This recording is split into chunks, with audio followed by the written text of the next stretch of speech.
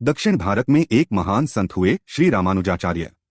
वे वेदों और शास्त्रों के गहरे ज्ञाता थे और उनका जीवन पूरी तरह भगवान विष्णु की भक्ति को समर्पित था। एक दिन उनके गुरु ने उन्हें एक गुप्त मंत्र दिया। नमो नारायणाय। गुरु ने कहा, रामानुज, यह मंत्र अत्यंत शक्तिशाली है। जो भी इसका जाप करेगा उसे जन्म मरण के बंधन से मुक्ति मिलेगी। लेकिन ध्यान रहे, इसे केवल योग्य साधक को ही बताना।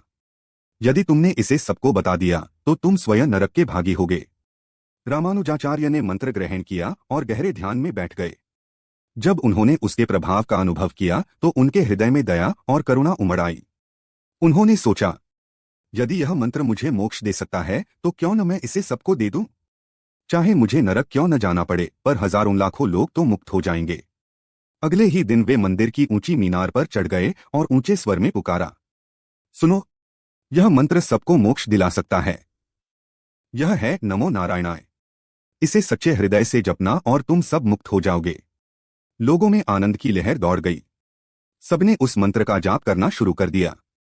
जब यह बात गुरु को पता चली तो वे क्रोधित होकर रामानुजाचार्य के पास पहुंचे।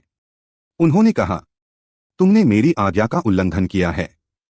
अब तुम्हें नरक का भागी बनना पड़ेगा। रामानुज ने हाथ जोड़कर उत्तर दिया, गुरुदेव, यदि मेरे नरक जाने से लाखों लोगों का कल्याण हो सकता है तो मुझे इस पर गर्व है। गुरु उनकी करुणा और निस्वार्थ भावना देखकर द्रवित हो गए।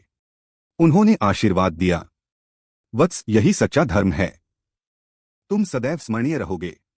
सच्ची भक्ति और करुणा का अर्थ है दूसरों का कल्याण करना, चाहे स्वयं को कितनी भी कठिनाई क्यों न सहनी पड़े।